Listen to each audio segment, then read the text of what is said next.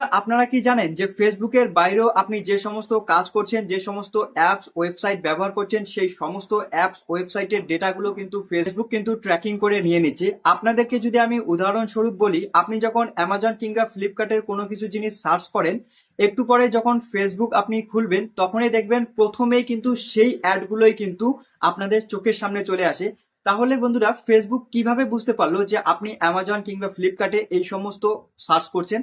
আপনাকে কিন্তু ফেসবুক প্রতিনিয়ত কিন্তু ট্র্যাক করছে, এই কারণে কিন্তু ফেসবুক বুঝতে পারছে যে আপনাদের এই জিনিসটা প্রয়োজন। আপনি চাইলে কিন্তু এই অপশনটিকে অফ করে দিতে পারেন। কিভাবে এই গুরুত্বপূর্ণ সেটিংসটিকে আপনারা অফ করে রাখবেন সেই সম্পূর্ণ প্রসেসটি কিন্তু আমি আপনাদেরকে এই ভিডিওতে দেখিয়ে দিয়েছি। তাই আপনারা যারা ফেসবুক ব্যবহার করেন তাদের জন্য এই ভিডিওটি একটা ইম্পর্টেন্ট একটা ভিডিও হতে চলেছে।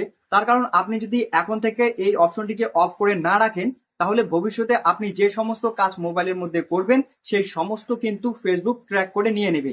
তো কিভাবে এই অপশনটিকে অফ করবেন সেই সম্পূর্ণ প্রসেসটি এই ভিডিওতে স্টেপ বাই স্টেপ দেখিয়ে দেবো। তাই আর বেশি কথা না বলে আমি আমার মোবাইল স্ক্রিনে গিয়ে আপনাদেরকে সম্পূর্ণ প্রসেসটি দেখিয়ে দিই। তো চলুন মোবাইল স্ক্রিনে যাওয়া যাক।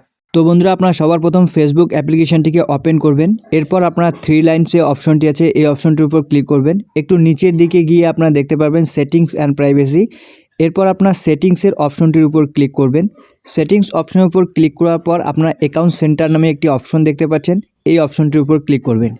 এরপর আপনারা ইওর ইনফরমেশান অ্যান্ড পারমিশন এই অপশনটার উপর ক্লিক করবেন।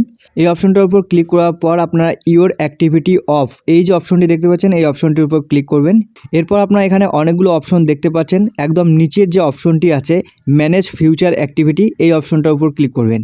তারপর আপনারা এখান থেকে নিচের যে বক্সটি আছে এই বক্সটির উপর ক্লিক করে এখান থেকে কন্টিনিউ এই অপশনটার উপর ক্লিক করে দিবেন।